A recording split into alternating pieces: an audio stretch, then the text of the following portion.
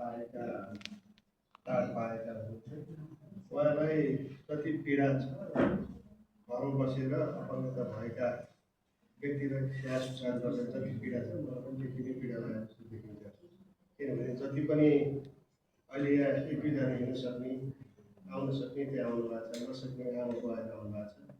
उहाँलाई धेरै हुन्छ, त्यसमा चाहिँ कसरी कन्ट्रोल गर्ने, कसरी के गर्ने भन्ने कुराहरू हाम्रो सरले सबै कुराहरू सिकाउनु भएको छ। यो कसरी गर्नु छ, यो कसरी निर्णय गर्न सक्छ, यसलाई कसरी एक्सर्साइज गर्नुपर्छ, यो के चिज हो भन्ने कुराहरू सबै आएको छ। मस्तिष्क यो पक्षघात भनेको चाहिँ हाम्रो एउटा बडी खेलमा हुनुहुन्छ, हाम्रो के अरे भूपेन्द्रको छोरा हुनुहुन्छ, अहिले 17 वर्ष हुनुहुन्छ। उहाँको अस्ति मात्रै उहाँको जिउलाई चाहिँ कस्तो भने अलिकति ठुलो हुने पुरा तन्किने यस्तो भएको हुनाले गाह्रो भएको हुनाले उहाँलाई अपरेसन गर्ने ल्याउनु भएको छ। त्यो चाहिँ धेरै थियो, त्यो अपरेसन गरिसकेपछि अलिकति चाहिँ निको भएको छ। अनि उहाँ धेरै तन्किने बाँगिने भन्ने कुरा त्यो चाहिँ हुँदैन। पहिले चाहिँ पुरै तन्किने कन्ट्रोलै नहुने त्यस्तो भएको थियो, अनि अपरेसन गरेर आउने गर्नु भएको छ। राम्रो छ अहिलेसम्मलाई, अहिले त्यस्तो चाहिँ भएको छैन। अब कोही यहाँ अर्कै धेरै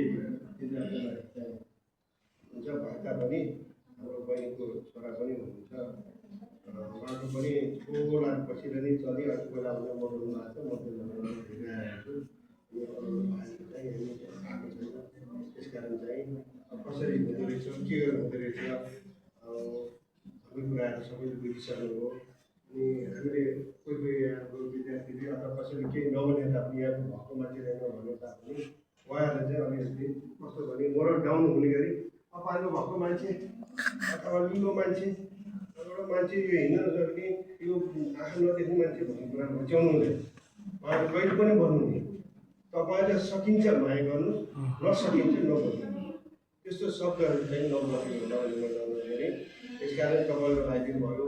यो कार्यक्रम चाहिँ हाम्रो बारेमा बस्नु भएको छ हाम्रो बहिनी चाहिँ यो कार्यक्रम राख्दाखेरि यस्तो समस्या छ, कोही स्कुल जानेहरू अथवा स्कुल जानुपर्ने समस्या छ भने हामी गाडीको पनि व्यवस्था गर्छौँ, हामीले एउटा कार्यक्रम राख्नु पऱ्यो भन्ने कुरा भएको हुनाले मैले हुन्छ आउनु सर के गर्नु सक्छु म सहयोग गर्छु भन्ने कुरो भएको हुन्छ भनेर आजको दिन चाहिँ कार्यक्रम राख्नु भएको छ। त्यसको लागि उहाँहरू पनि यो संस्थालाई धेरै धेरै धन्यवाद।